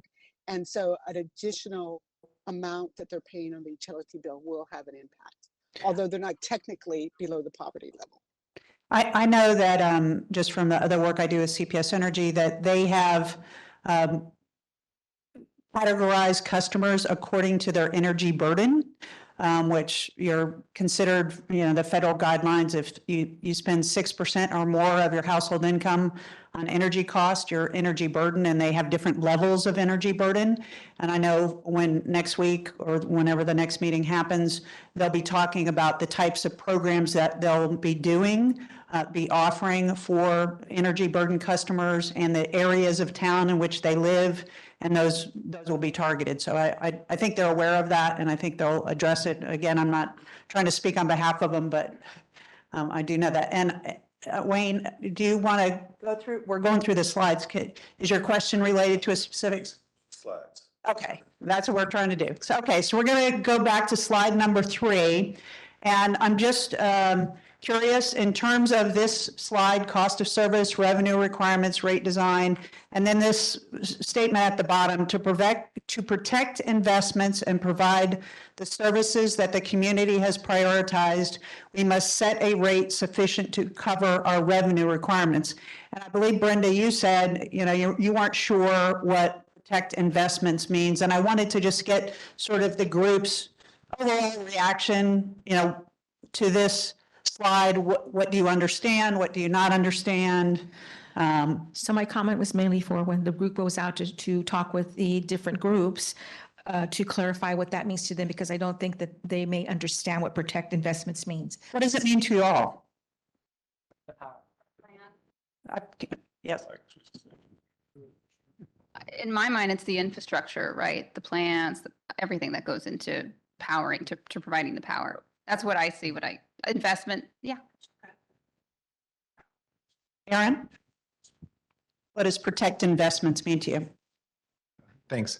Yeah, same thing. So we heard over the summer, extreme heat and the power plants, I think Rudy mentioned last time, they worked, and everybody takes for granted that power plants just work, and that's not a foregone conclusion, right? So to help tell that story, I mean, they're very expensive, complex operations, and we have to pay to upgrade equipment and things like that. So that's an important story to tell, I think, and help people understand that better. Wayne, was your comment about this slide? Okay. Anybody else have a different perspective of what protect investments means? Does that make sense to you? Is that a phrase that you think should be utilized in this rate discussion? Yes? Raise your hand if you think yes.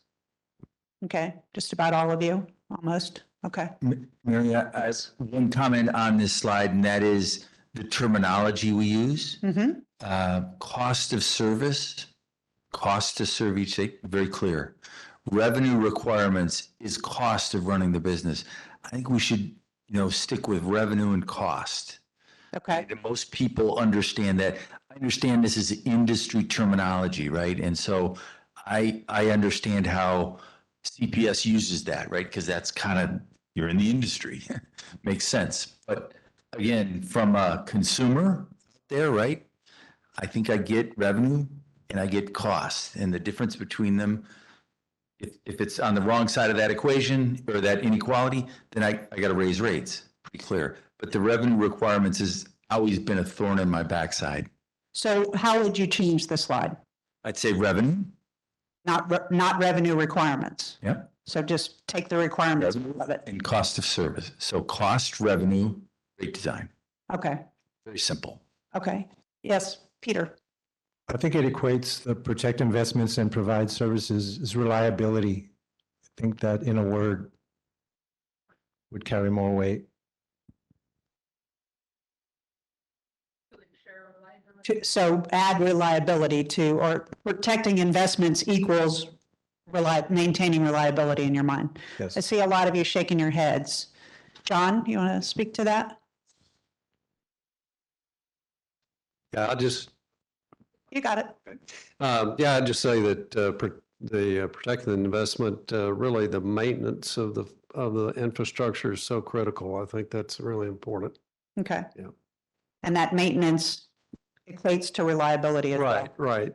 And, we all still remember Winter Storm Uri and those issues. So, that should resonate with almost everybody in the community, I would think.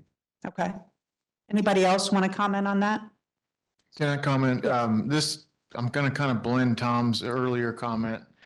Really, what we're doing here, because we've taken away the rate design part and we've taken away the change of cost of Speak into service, the mic, please.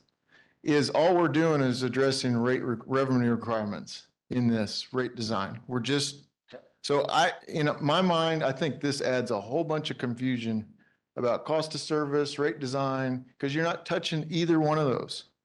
All we're doing is talking about revenue requirements. How do we change the rate overall to meet our revenue requirements? And, all this other stuff, I think you have to have that backup to show, okay, I'm not burdening this customer more than another. But to start off, it really just has to talk about rates. Like I need more revenue, and this is how I'm doing it. I'm raising everybody's rates by this percent. Here's why I need the revenue. Here's what it's going to go to. Here's how much I need. Mary, could I chime in with a quick context, because it's come up a couple of times and I think it's worth pointing out. One of the reasons we are having this conversation was because it was such a big topic for the rate advisory committee, and we didn't want to not talk about it. I think the observation, Tom, I hear you. Same, David, as well. And I think everyone's right. Someone's going to ask the question, but I think your observations are very insightful for us. But I thought that context would be helpful was because it was such a community conversation. We didn't want to not share it with this committee. But we did go through, as Chad said, there are many reasons from a technology perspective. We can't address some of those issues. And Shannon actually did a great job during the Road Advisory Committee distinguishing what we can and cannot do from a Texas law perspective, all of which we can bring up again. But since you had a window, David, with that comment, I thought that was helpful because this feedback is also insightful as we go on and talk about it. So hopefully that's just a contextual statement for the group. Okay. The next slide, operating model. It's a cost recovery business. Every dollar we spend ends up on the customer's bill. It's not a for-profit business. And the uniqueness of being municipally owned. Anybody have any comments about this slide? Questions? This one seems self-explanatory. Tom? Every dollar we spend. Hold on just a second. Patrick, well, you'll go first and then Tom. So on every dollar we spend, I think it says if we spend it, you pay for it. And then on the for-profit picture, I can't tell you how many times that customers don't believe it. So we have to figure out how to overcome that because they don't believe it. Maybe you can show how 0 versus 0, and not sure how financials could show that over the last 2 years. Okay. My comment on that slide. Okay. Tom? So I think this is a great slide, but it's kind of like a nonprofit, right? Nonprofits got to make money to grow. Nonprofits got to make money to invest and do different things to grow their programs, but they're nonprofit. CPS does make a profit such that it can do what we just talked about, invest in their plant and grow and build new power plants. So we got to be careful about this because net we're asking for a rate increase such that we make more money, such that we can take that not to shareholders or not anymore really to the city of San Antonio, although they do get a proportional amount, 14%. But it's more about folding it back into the plant. So I think that's really important that we acknowledge that, because some people will raise their hand and say that. But it's important that we say that again, I don't want to use the word profit because it's not, but it is extra money that we're folding back into the plant to make it better, more reliable, hopefully less expensive, more sustainable, all those things, all those qualities. Okay. Any other comments about this slide? Anything you don't understand, anything that's missing? The graphic on the right-hand side does not say revenue. Okay. Yes. Regulated cost recovery, can you, just so I'm clear, what do you mean by regulated? Is that the fuel adjustments or what would that CPS. be? You guys want to speak to that? The meaning of regulated in that regulated cost recovery? Understand what Yeah. regulated cost is. I know what recovery is, but not. Yeah, that's probably a odd way of saying it. All it means is that we are a regulated business and our regulator determines that we set a price that recovers our cost. So our cost recovery is because that's how our regulator mandates that we do it. Yeah. And I remember meeting one, I did kind of stress the importance of the utility bill, which most people don't understand. They get a bill and they say, oh, look, you just went up $300. So my additional, I bought my bill from my mother's house and she had to pay an extra $326. That was a fuel adjustment, period. So people hear rates and then we don't hear about fuel adjustments, but fuel adjustments changes your bill big time, whether you're a general class customer or residential. So that's what I was asking. Okay. So does regulated need to stay on there, or is it a word that causes confusion in your mind? Needs to stay on there? I think that the average person needs to understand what that really means. Okay. Yes. Aaron? Yes, that's what I'm saying. Are you allowed? Is it regulated by the city of San Antonio though, or? It's both. It's Yeah. ERCOT regulates the cost recovery for transmission, and then our local city council regulates the cost recovery for generation, distribution, and everything else. Are you allowed to use the term ERCOT? Will you be able to use? I would if I were you. Okay. Goes back to that, what CPS Energy can control and what they can't control. Okay. Okay. All right, moving on to the next slide. The mandatory use of revenue and the flow and the order in which things must be paid. What is your reaction, your impression of this slide? And you understand, don't understand? Aaron? Sorry if I'm being too chatty, but I see you put the 6% in for R&R and everybody talks about the 14% to the city. So if you put those together, that's 20%. Maybe that's an interesting, just visually to put that up there. That's huge. So that's just my thought. 40% needs to be added. 14% needs to be added, I think. So the people really understand how much that is. Okay. But 14%, Chad, you said 14 comes out of the bottom of this waterfall. But is that the net? So it's 14% of our net, or it's 14% of our revenue? It's 14% of the gross. So it's 14% of the revenue. So doesn't that tray belong at the top? No, because we pay it after we've covered the other buckets. But from a formula perspective, right? We take revenue, take 14%, then we start paying operating expense, right? I mean, this isn't a time, this is a denominator question. It's a calculation. The 14% is calculated off the top line, Yeah. but if there's not enough to get down to the city payment, they will not get the 14%. Oh, so they don't? Ah. No. I didn't know that. I thought they always got it. Of the dollars, the 14% is just what you multiply by. If there's not enough water, you don't get the full 14. Got it. Okay. That's really important then. Thank you. Pat? Yeah. I think we need to be able to explain to the average customer what operating expenses include. Debt service, does debt service include capital funding? Is the customer payments for construction considered revenue, since it's really about assets, not revenue? So that's my question for Chad and Corey. So the debt service, right? That's another way of saying your mortgage payment, which we take out, debt for our capital investments. That's your principal and interest payment. Operating expenses are the things that, are kind of all done within the course of a year. So, folks out in the field, you got their labor, you're doing tree trimming, you're doing kind of the maintenance, the normal maintenance, it's all in your operating expense. And then the last part was about developers paying their dollars. That counts, that's netted against capital? Yeah, it's not revenue, it's a contribution to the construction of it. So there's no city payment included in when we charge a kayak, when we charge kayak to a developer for a project, there's no city payment included in that. Stephanie?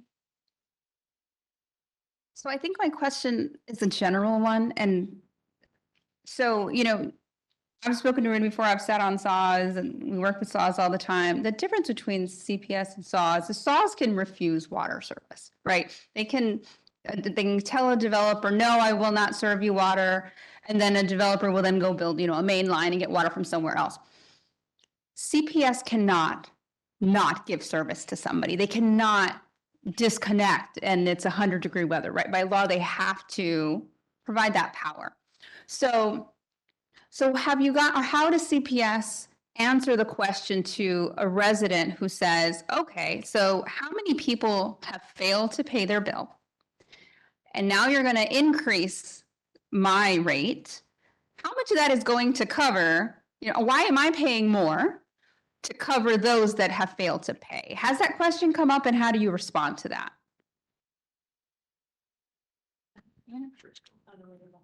Funny, Chad told me to answer that one. Yeah, I've heard it put another way, whether the delinquent bills are covered in the rate increase, part of the rate increase. Yeah, we've answered this, I think, multiple times over the last couple of years because it's come up and it's been a topic. And the explanation we've given before is you're not wrong. That's cash that has not come in the door, right? Part two of that is we explicitly said in the last rate request for fiscal 23 that because we were coming out of COVID, we did not know what the behaviors would look like or change as folks were kind of coming out of it. And so in the last rate request, we did not put in any extra dollars to recover for the past due accounts. Rather, what we did was, as we were coming out, adjust our behavior and the way we were going to help our customers. And we had 2 years of no disconnecting, so we resumed that normal business process. And we were one of the last utilities to start that up. Again, only disconnecting when the weather wasn't, the levels where we couldn't. So the results of that has been, Indiana's not here to share, but her team has spent the last 6-12 months reaching out to those customers who have not paid and doing a multitude of things. The first thing that she talked about this last week too, was we're there to help with more than just your bill. So do you have problems with housing or whatever else? And if we can get you help for something else, that may free up dollars to pay your utility bill. But even in that instance, we have put nearly $80 million of the past due accounts on some installment plan, as far as up to 4 years, which is way above industry norms. But we're a community-owned asset, so we're doing that. And so what's the amount you can pay? We just need money to come in the door. So we've gone on and on about how we've addressed that, and I could probably spend like 30 minutes talking about it. But there's a lot we're trying to do before we come to the community and say, and you know what? And now there's this kind of gap. And in the interim time, we've absorbed that just through, I'll call it our financial health, but because we were healthy, as we were able to kind of take some of that while we work with our customers to replenish what is otherwise dollars kind of in the door. So a little long-winded, I could go a lot longer on that, but that's the type of stuff we're doing, and we'll make that a focus of the conversations, because we'll get asked that question again. Yeah.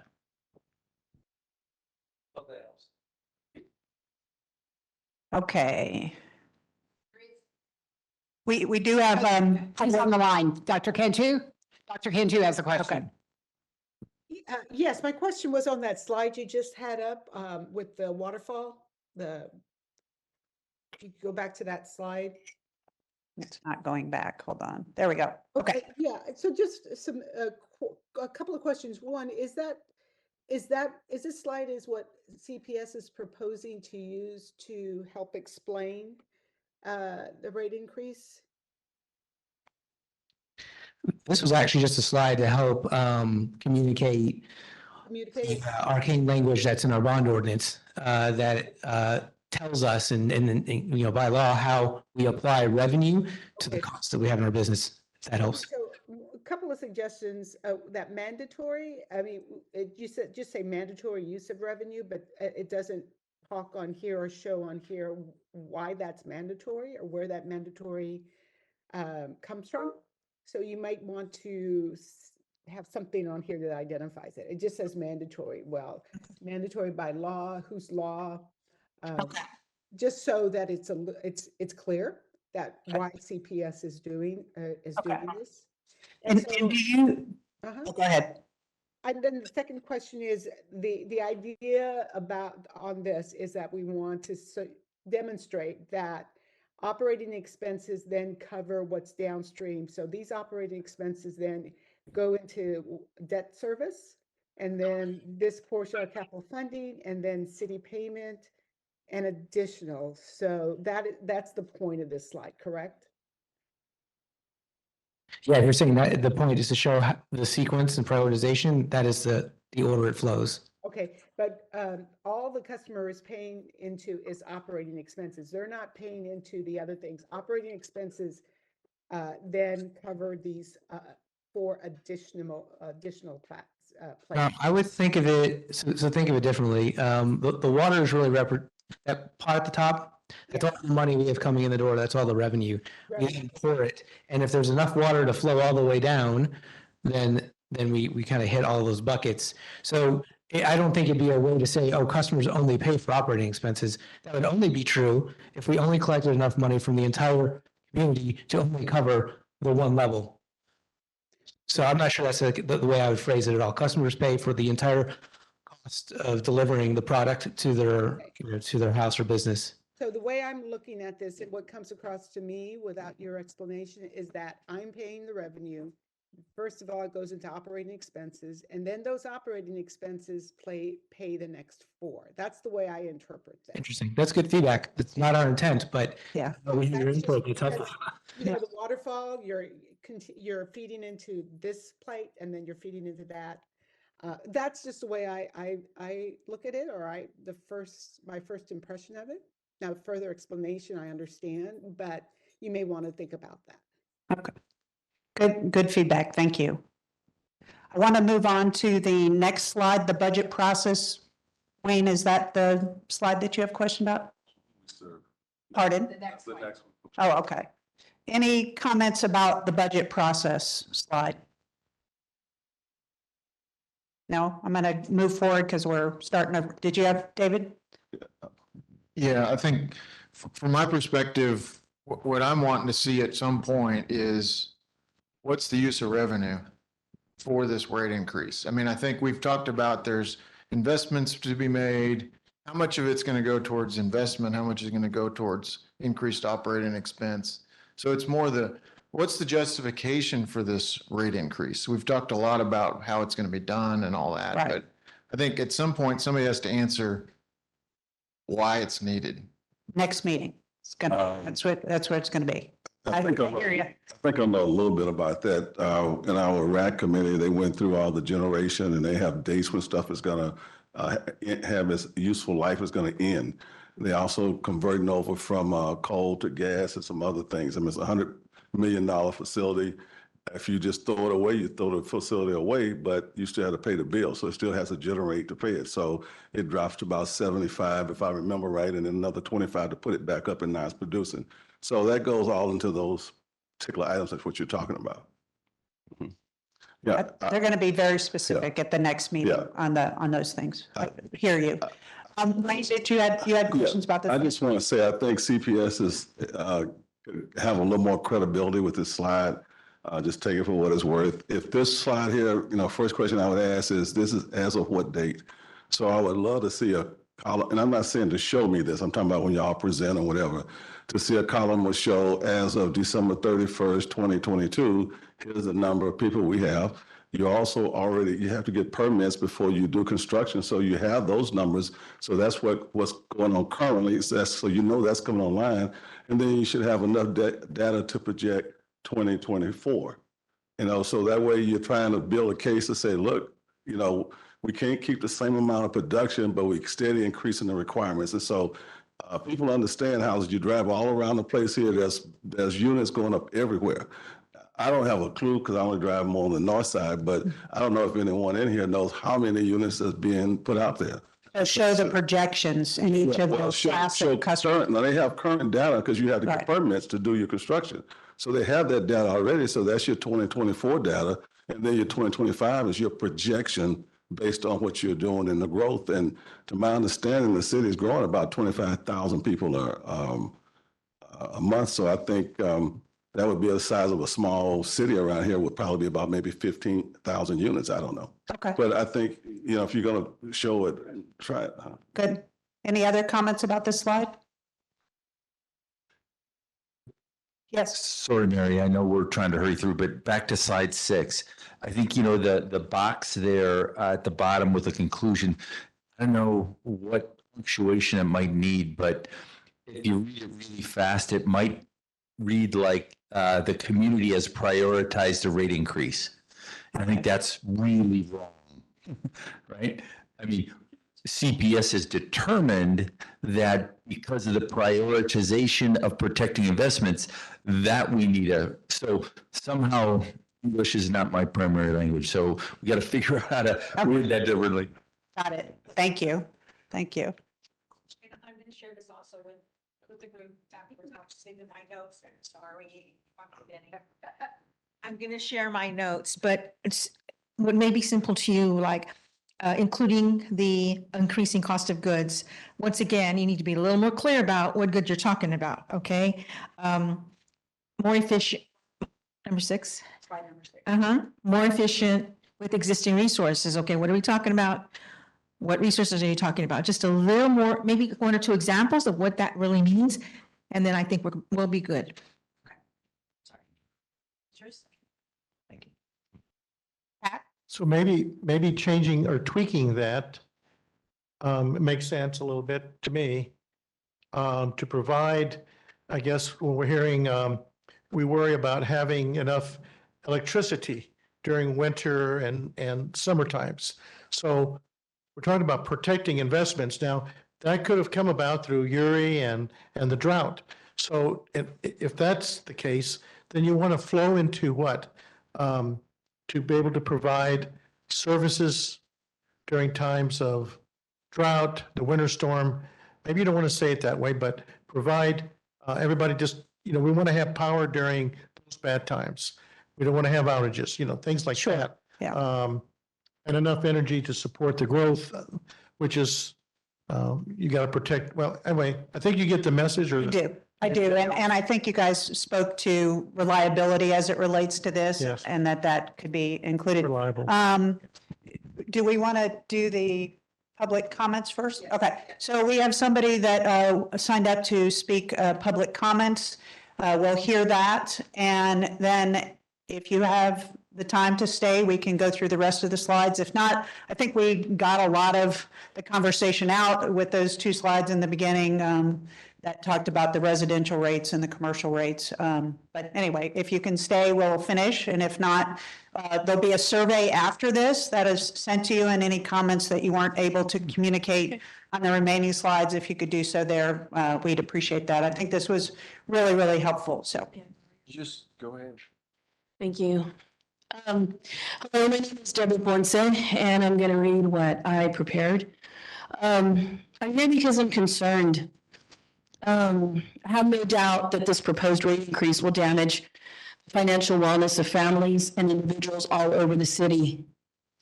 I am asking this group to slow down and decide if every option has been truly considered. My job as a climate justice organizer and public citizen connects me to the most vulnerable citizens in neighborhoods with limited and fixed incomes. Good people who retired years ago and have no say in what their income is. These people did everything right, everything financial gurus say to do.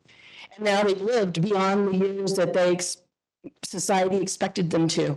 And that's why they have incomes the way they do.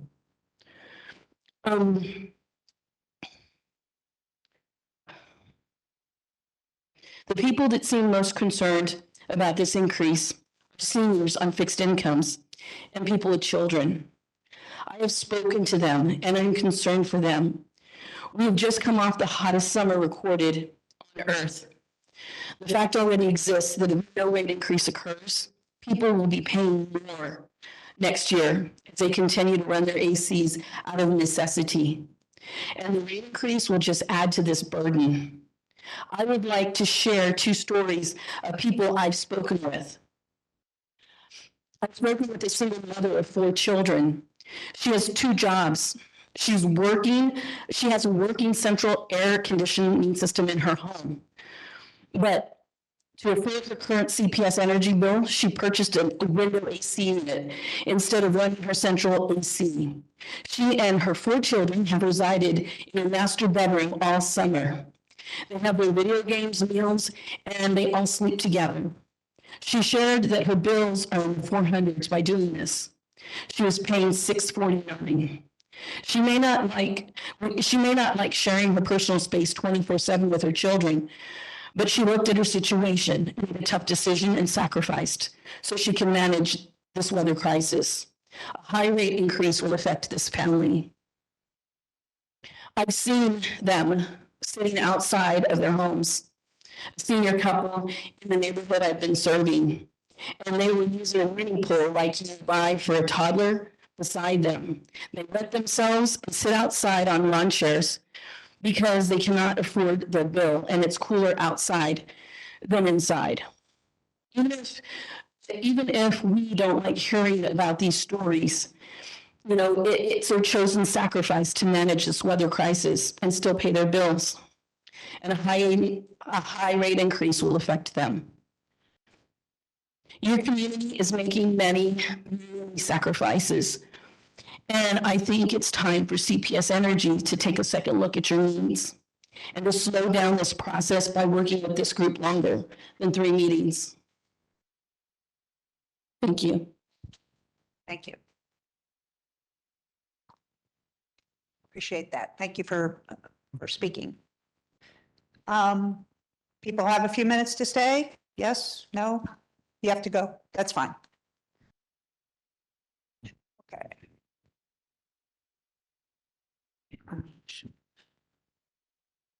This cost of service backward looking. Does anybody have any comments on this in terms of understandability, questions?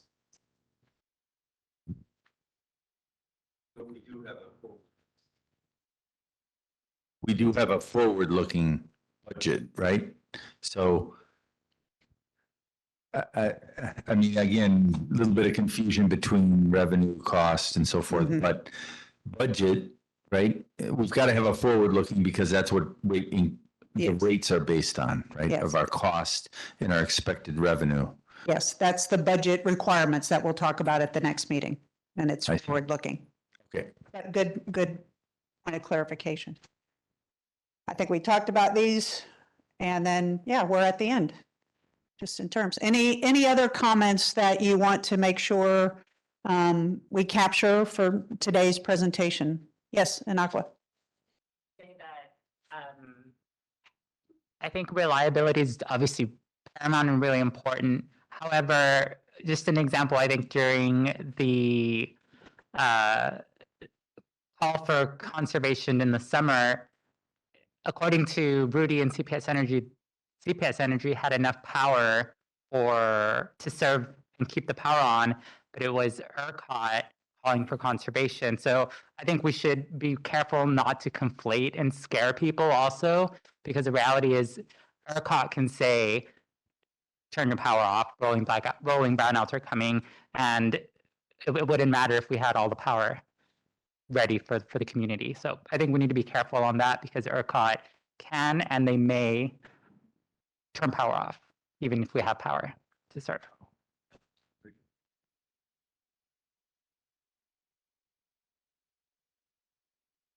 Other comments before we close out? No. Okay, thank you so much for your time. And we will see you the next meeting. I think you'll, again, if you could go online and fill out the survey, it should be sent to you, I think, I think tonight or first thing in the morning. It's just a few questions about your impressions from today that will help us prepare for the next meeting. So, thank you.